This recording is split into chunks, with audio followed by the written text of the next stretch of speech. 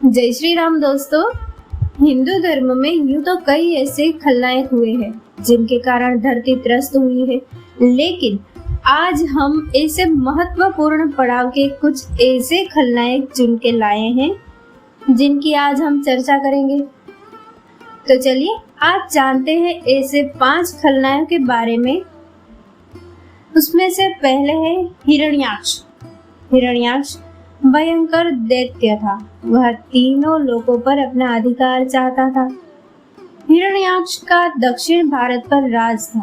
ब्रह्मा से युद्ध में अजय और अमरता का वर मिलने के कारण उसका धरती पर आतंक हो चला था। हिरण्याक्ष भगवान वराह रूपी विष्णु के पीछे लग गया था और वह उनके धरती निर्माण के कार्य की खिल्ली उड़ाकर उनको युद्ध के लिए ललकारता था। वराह भगवान ने जब रसातल से बाहर निकालकर धरती को समुद्र के ऊपर स्थापित कर दिया, तब उनका ध्यान हिरण्याक्ष पर गया। आदि वराह के साथ भी महाप्रबल वराह सेना थी। उन्होंने अपनी सेना को लेकर हिरण्याक्ष के क्षेत्र पर चढ़ाई कर दी और विंध्यगिरि के पाद प्रसूद जल समुद्र को पार कर उन्होंने हिरण्याक्ष के नगर को घेर लिया। संगमनेर में महासंग्राम हुआ और अंततः हिरण्याक्ष का अंत हुआ। आज भी दक्षिण भारत में हिंगोली, हिंगन घाट, हिंगना नदी तथा हिरण्याक्ष गण हेंगड़े नामों से कई स्थान हैं।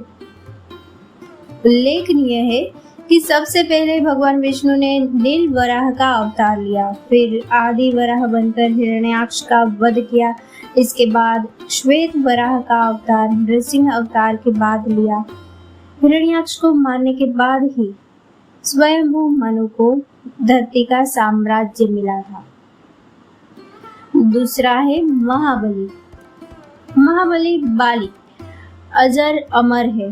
कहते हैं कि वो आज भी धरती पर रहकर देवताओं के विरुद्ध कार्य में लिप्त है। पहले उसका स्थान दक्षिण भारत में महाबलीपुरम में था, लेकिन मान्यता अनुसार अब मरुभूमि अरब में है, जिसे प्राचीन काल में पाताल लोक कहा जाता था। अहिरावण भी वहीं रहता था। समुद्र मंथन में उसे घोड़ा प्राप्त हुआ था, जबकि इंद्र को हाथी। उल्लेखनीय है कि अरब में घोड़ों की तादाद ज्यादा थी और भारत में हाथियों की। शिव भक्त असुरों के राजा बलि की चर्चा पुराणों में बहुत होती है। वह अपार शक्तियों का स्वामी लेकिन धर्मात्मा था। वह मानता था कि देवताओं और विष्णु ने उसके साथ छल किया। हालांकि बलि विष्णु का भी भक्त था। भगवान विष्णु ने उसे अजर अमर होने का वरदान दिया था। हिरण्यकश्यप के 4 पुत्र थे, अनुहल्लाद, हल्लाद, भक्त प्रहलाद और सहल्लाद। प्रहलाद के कुल में विरोचन के पुत्र राजा बलि का जन्म हुआ। बलि जानता था कि मेरे पूर्वज विष्णु भक्त थे, लेकिन वह यह भी जानता था कि मेरे पूर्वजों को विष्णु ने ही मारा था। इसलिए बलि के मन में देवताओं के प्रति द्वेष था। उसने शुक्राचार्य के सानिध्य में रहकर स्वर्ग पर आक्रमण करके देवताओं को खदेड़ दिया था। वह तीनों लोगों का स्वामी बन बैठा था। बलि से भारत के एक नए इतिहास की शुरुआत होती है। तीसरा है वृतासुर। ये सतयुग की बात है, जब कालकेय नाम के एक राक्षस का संपूर्ण धरती पर आतंक था। वह वृतासुर के अधीन रहता था। दोनों से त्रस्त होकर सभी देवताओं ने मिलकर सोचा वृतासुर का वध करना अब जरूरी हो गया। इस वृतासुर के वध के लिए ही दधीचि ऋषि की हड्डियों से एक हथियार बनाया गया, जिसका नाम था वज्र। वृतासुर एक बहुत ही शक्तिशाली असुर था, जिसने आर्यों के नगरों पर कई बार आक्रमण करके उनकी नाक में दम कर रखा था। अंत में इंद्र ने मोर्चा संभाला और उससे उनका घोर युद्ध हुआ, जिसमें वृतासुर का वध हुआ। इंद्र के इस वीरतापूर्ण कार्य के कारण चारों ओर उनके जय जयकार और प्रशंसा होने लगी थी। कई लोग मानते हैं कि वृतासुर का मूल नाम वृत ही था, जो संभवतः असीरिया का अधिपति था। पारसियों की अवेस्ता में भी उसका उल्लेख मिलता है। वृत ने आर्यों पर आक्रमण किया था तथा उन्हें पराजित करने के लिए उसने अधिशूर नामक देवी की उपासना की थी।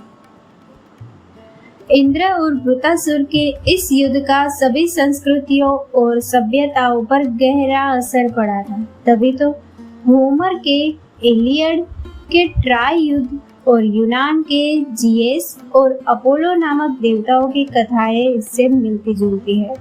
इससे पता चलता है कि तत्कालीन विश्व पर इंद्र वृत्त युद्ध का कितना व्यापक प्रभाव पड़ा था। रावण एक कुशल राजनीतिज्ञ, सेनापति और वास्तुकला का मर्मज्ञ होने के साथ साथ ब्रह्म ज्ञानी तथा बहुविद्याओं का जानकार था। उसे मायावी इसलिए कहा जाता था कि वह इंद्रजाल, तंत्र, सम्मोहन और तरह तरह के जादू जानता था। उसके पास एक ऐसा विमान था जो अन्य किसी के पास नहीं था। इस सभी के कारण सभी उससे भयभीत रहते थे। एक मान्यता अनुसार असुरराज विष्णु के पार्षद जय और विजय ने ही रावण और कुंभकर्ण के रूप में फिर से जन्म लेकर धरती पर अपना साम्राज्य स्थापित किया था। रावण ने रक्ष संस्कृति की नींव रखी थी। रावण ने कुबेर से लंका और उनका विमान छीना। रावण ने राम की सीता का हरण भी किया और अभिमानी रावण ने शिव का अपमान भी किया था।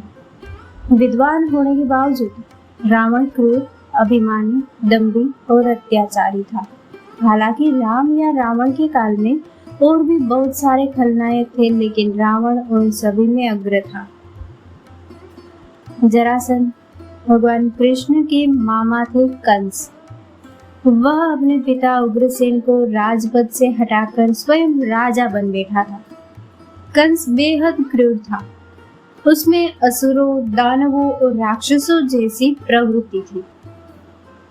कंस अपने पूर्व जन्म में कालनेमी नामक असुर था, जिसे भगवान विष्णु ने मारा था। कंस का श्वसुर मगध का सम्राट जरासंध था।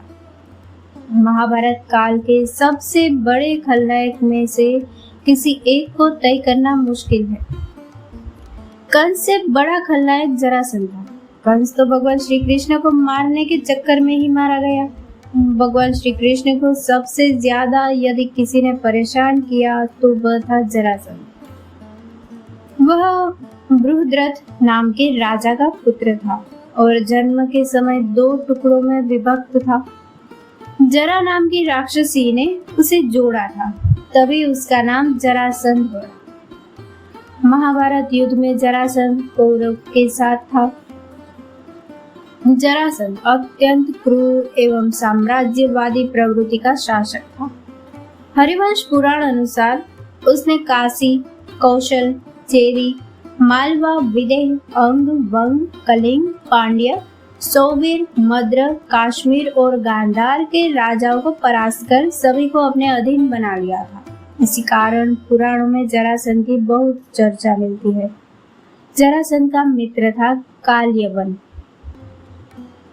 जरासंध के कई साथी राजा थे। कामरूप का राजा दंतवक, चेदी राज शिशुपाल, कलिंगपति पौंड्र, भीष्मक पुत्र रुक्मी, काद अंशुमान तथा अंग, बंग कौशल, दशार्ण, भद्र, त्रिगर्द आदि के राजा थे।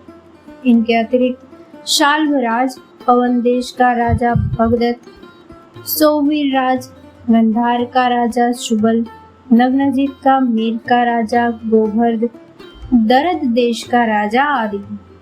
भीम ने जरासंध के शरीर को 2 हिस्सों में विभक्त कर उसका वध कर दिया था। दोस्तों, इस कथा को लाइक, शेयर और हमारे चैनल को सब्सक्राइब करना ना भूलें। जय श्री राम।